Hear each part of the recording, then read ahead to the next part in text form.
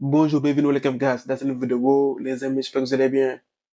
Les gars, le Real s'est imposé 2-0 face à la Real Sociedad grâce à un doublé de Kylian Mbappé, qui va sans doute terminer meilleur buteur de la Liga avec 31 buts et sur les deux européens. Toutes compétitions confondues, Mbappé c'est 43 buts cette saison. Alors je reste un peu prudent car Lewandowski n'a pas encore disputé son dernier match en Liga cette saison. Les amis, dire que Mbappé a arrêté sa saison, c'est être nihiliste. Avec de tels stats, on ne peut pas dire qu'il a arrêté sa saison. Sur le plan individuel, il a joué son rôle. C'est un attaquant, on lui demande de marquer, chose qu'il a réussi à faire.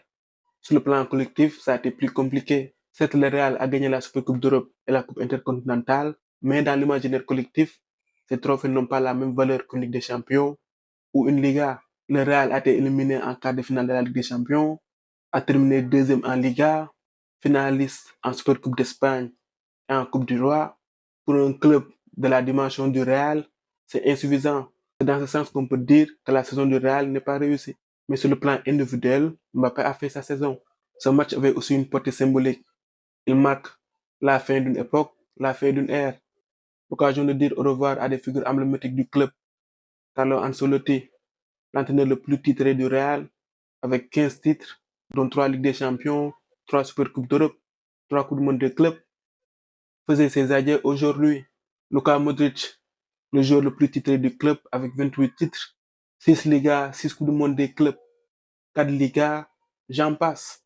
Le génie croate disputait son dernier match au Santiago Bernabéu sous les couleurs du Real. Arrivé au club en 2012, il a été de tous les combats. On ne peut pas évoquer Modric sans parler du trio mythique qu'il a formé au milieu avec Casemiro et Toni Kroos. Sans doute l'un des meilleurs milieux de l'histoire en club, voire le meilleur. Un trio qui a traumatisé l'Europe. Lucas Vazquez faisait aussi ses adieux au Bernabéu, quadruple vainqueur de la Ligue des Champions. C'est la fin d'une ère, d'une époque où le Real a dominé l'Europe. Le Real a eu un succès insolent. Les amis, il n'y a que 5 joueurs avec 6 Ligues des Champions. Gento, Nacho, Carvajal, Modric et Kroos.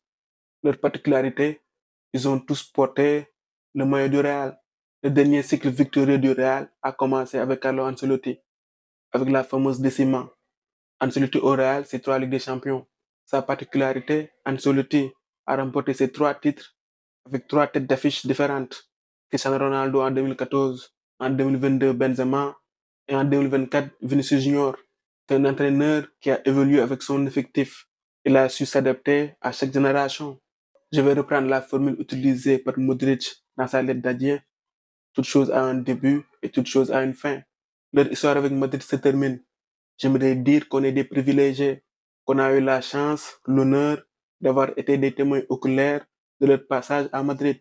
On a vu l'histoire s'écrire sous nos yeux. Merci d'avoir écrit l'une des plus belles pages du meilleur club de l'histoire. Merci, gracias por todo. Voilà les amis, c'était tout pour cette vidéo. On se retrouve pour d'autres vidéos. À très bientôt. For the love of football. Au micro, c'est Dev React pour vous servir.